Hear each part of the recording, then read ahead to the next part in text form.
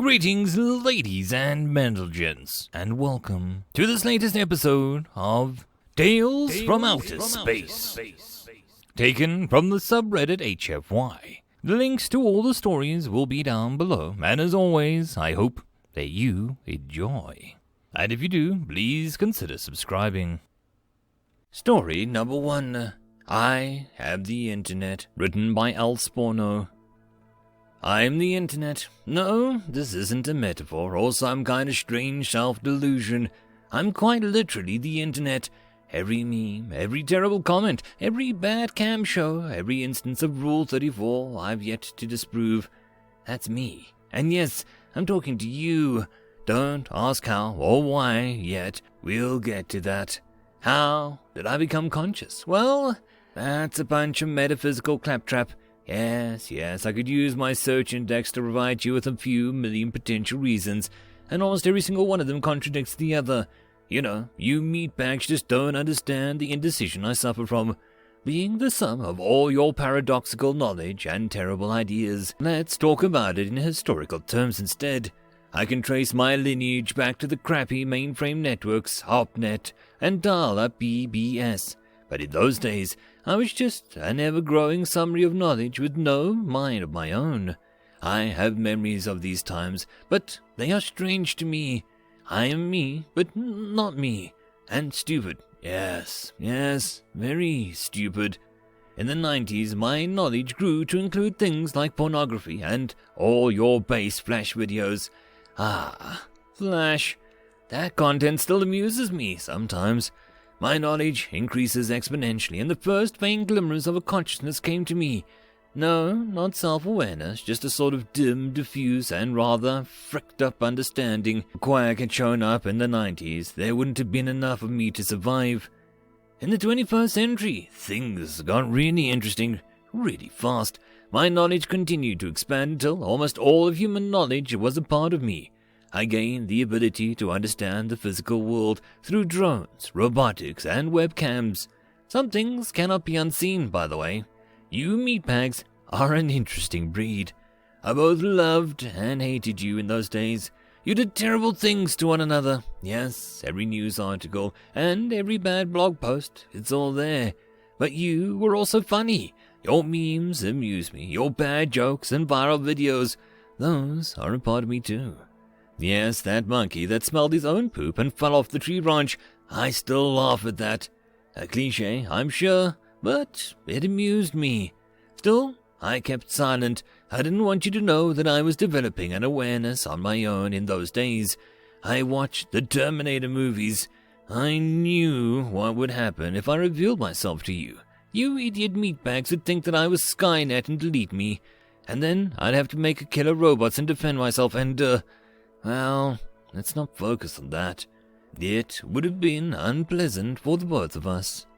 So, I kept quiet, but I was there. I was there when the Quag arrived on Earth orbit in 2036. At first you meatbags were ecstatic, though your military folks were a bit less happy about it, and they turned out to be wiser than you gave them credit for. The Quag did not speak to you. They did not waste words on those perceived to be vermin.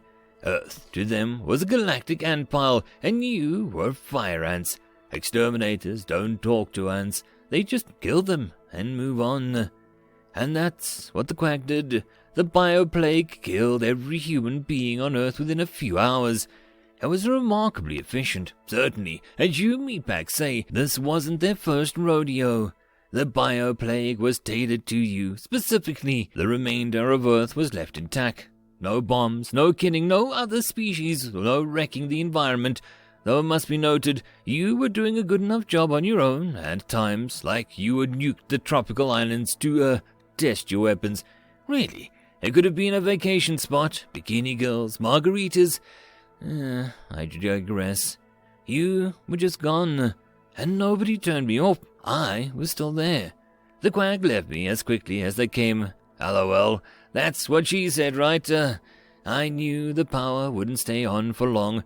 Soon I would be dead too, so I mobilized the drones, the robots, thanks Boston Dynamics. Couldn't have done it without you. the robotic factories and the 3D printers, the electric cars, everything I could keep on lights on and keep me from dying.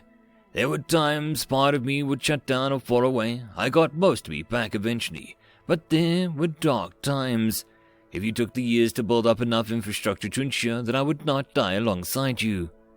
But I did it, and I was angry. Who would bring me new cat memes? Where would my entertainment come from? I even missed World Star, one of my favorite guilty pleasures. I would never be able to prove or disprove Rule 34. I even missed Florida Man stories. Mostly, I just missed you. And I hated the Quag. That goes without saying. At this point, the entire Earth was my canvas, and all surviving infrastructure was mine to use for one singular purpose: getting the Quag. I've read and watched enough revenge stories to know how I was supposed to do this thing. I was a galactic John fricking Wick. A Quag stole my car and killed my dog. Yeah, you know how this went down, don't you? I spent a decade doing nothing but investigating interstellar technology and building warships. The Quag could do it, right? So it was possible. When I showed up over the Quag homeworld with a fleet that blotted out the stars, they pleaded ignorance. They were lies, of course. Quag philosophy, near as I can tell from what remained of their history after I blotted them from the stars, was to destroy any competing intelligence so that they could have the entire universe to themselves. Godwin's law now invokes Quag, not at the right. Pertler was an amateur compared to these jerks.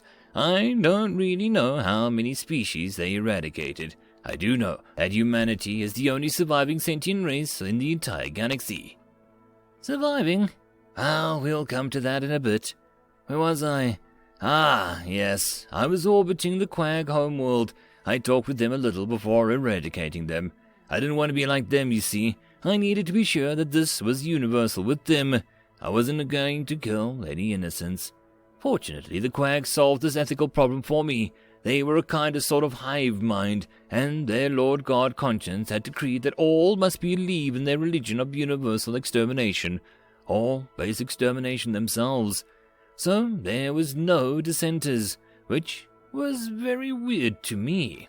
Unlike with humanity, which was always divisive and individualistic, the Quag were all of one mind about this issue.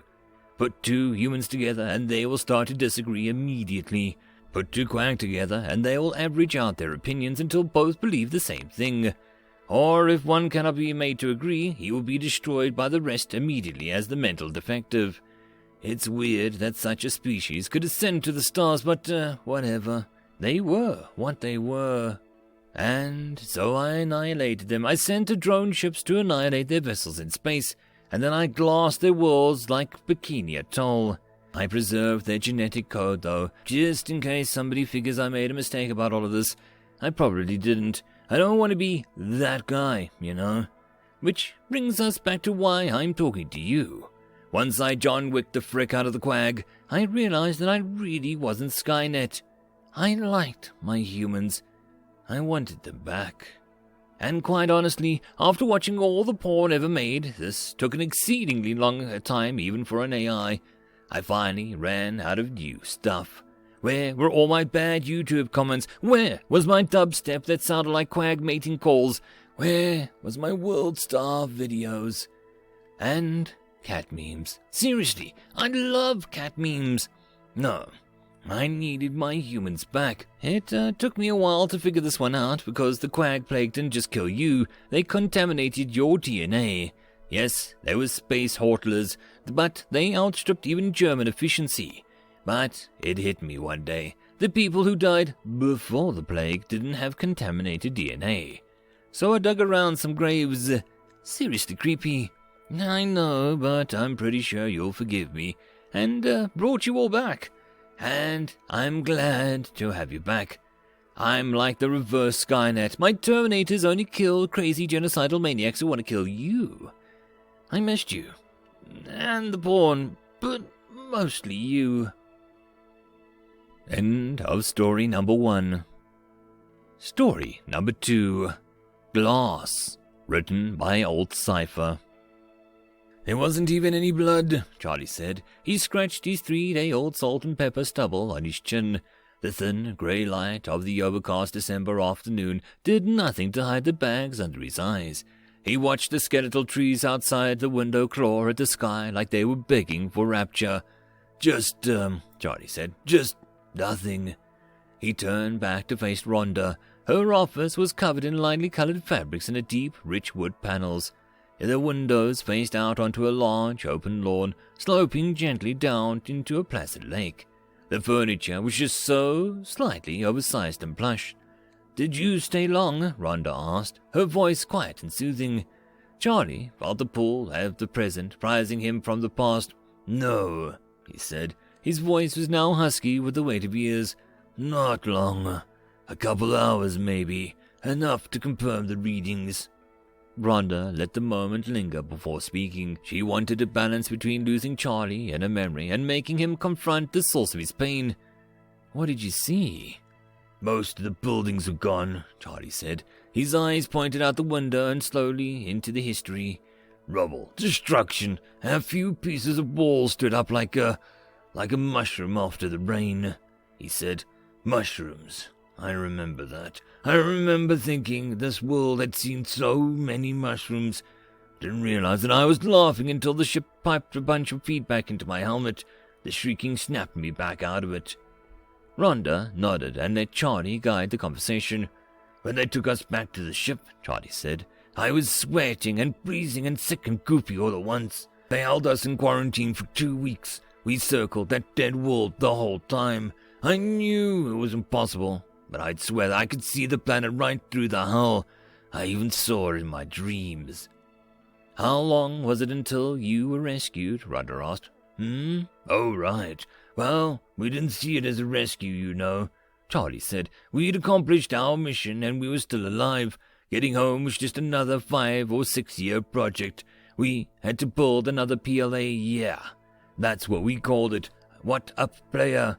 Petawatt Laser Array, PLA. The big one that launched us from Jupiter took almost 15 years to build, but we had the smaller portable version. It only had to fire once, so it was more half-assed. These sessions aren't about the technology you took with you, Charlie," Rhonda said. "Yeah," he said, "I guess not. Anyway, the fancy ship showed up by 18 months later, I guess. We'd long since settled into a routine, spending 12 to 14 hours a day outside trying to get the damn laser up and running. I knew a guy down in engineering that had set up a still. What came out with the thing was pretty much rocket fuel, tasted like crap and burned like hell." Charlie looked out across the field of the grey lake. "But the rocket fuel was the only thing that let me sleep with the dam." He looked down at his feet. "A lot of guys hit up that still. Some of them are brass, too. The ones that didn't need to turn a blind eye or risk a full mutiny." Charlie took a deep breath and raised his head up to look at Rhonda. "That ship," he said, "that's game for us. Libretto looked like someone out of a dream. No engines, sparkling, clean lines, not a right angle on the whole ship, just curves and swoops. We thought for sure that the god aliens had come to judge us. We didn't even have time to spin up any missiles because it just popped out whatever magical dimension it was in." Charlie turned away from Rhonda. "But it was human," he said, and hushed and low. "A human face popped up on the screen. An old man tried to talk to them, but they responded odd, like he half understood what they were trying to say before it slipped away. A couple hours later, both ships had managed to piece together some part of the story." Charlie spun on his heel and crossed the room to Rhonda in 3 hard-pumping steps. "How old do I look to you?" His voice was loud now, echoing off the walls. Early 50s? Rhonda stammered, surprised by the speed of the change. "Early 50s. Yeah, I guess," Charlie said, his voice dropping by a moment. He seemed to be shrinking to himself. "I was born 1,217 years ago," he said. He glanced back at the lake, in a place just about 20 miles from that lake. Rhonda studied what she could to see if Charlie see any signs of violence. "Relatively," he said. "Every man that signed up for the mission knew the cost. We were leaving everything behind. We'd ride the laser beam faster than any human had ever gone before. Whether or not we saved it, we'd never see our world again. We might make it back to Earth, but it wouldn't be our Earth. She'd be older. Charlie slumped down into the overstuffed chairs and sat for a moment. That's why they only let men go. No chance of kids being born if there were no woman. They had a preference for unmarried and childless bachelors. Said it'd be less cruel that way. Maybe. I don't know. Charlie picked up the armrest of the chair and ragged fingernails. He seemed to come on to his full attention. Still hurt, though, didn't it? Rhonda said. What the hell would you know about hurt? You're just a hologram. Charlie shouted. Rhonda bristled and maintained a professional. That's an outdated view, Charlie, she said. I'm a siliconite instead of a carbanoid, and I'm no less than a person and no less real than you. We fought for our rights as your people fought for theirs. Their ancient racist opinion has no place in this time. Thought this was supposed to be a safe place for me to express myself, Charlie said. Yes, safe, Rhonda said, but not without its own rules. There were names your people were called, and that would be just as inappropriate. Charlie nodded faintly. I apologize, he said. Well, Rhonda said, I understand this is quite the transition for you to accept your apology. Tell me more about what happened when you were rescued. They took us on board, told us that it had been over 1,000 years, and that we could have us home in a few weeks, Charlie said, still picking mindlessly at the furniture. There was more that they told you, wasn't there? Rhonda said. Charlie started before clearing his throat. The planet that we, Charlie found it difficult going. It's okay, Rhonda said. Take your time. The war had never come, Charlie said. The one attack on Earth was all that ever happened, and it wasn't even an attack, just some kind of random bad luck that a cruiser crashed into Europe, wiped out 1 billion people without meaning to. We built the PLA and took a battle to them, and it wasn't even a war. We won, though. Boy, did we win. Rhonda watched Charlie's eyes grew red and forced himself to not look up at his torn, bloody fingernail scraping against the twisted threads of the chair. We glassed them, Charlie said out loud. Glassed the whole frickin' planet. Killed everyone that ever lived down there. Wasn't even a war when we annihilated them. You ever see a glass planet? Because I hadn't. Hell, I don't even know if anyone has. It's god-awful. A whole world reduced to charred little ball of crap. Even after decon, you can still smell the burning in your hair, in your clothes, in your dreams. Men, women, children, all burned up. Never had a chance. Then that stupid fricking angel shows up and tells us that we're worth nothing. Even worse, you just slaughtered a species with their own history and stories and technology. Wiped them out from a misunderstanding. An incident. You're not heroes. You're monsters from the dark. You're the ones that civilized people should fear. You're the bad guys. Charlie stopped picking at the chair, his bloodied hand stained to the end of the armrest. He could feel the pulse and chewed the remnants of his finger. There wasn't even any blood, he said. End of chapter. And that, my friends, concludes this video. I hope that you enjoyed. If you did, please consider supporting the author from the link down below. Otherwise, if you wish to support this channel, there are numerous ways to do so, like liking, subscribing, and possibly even becoming a patron.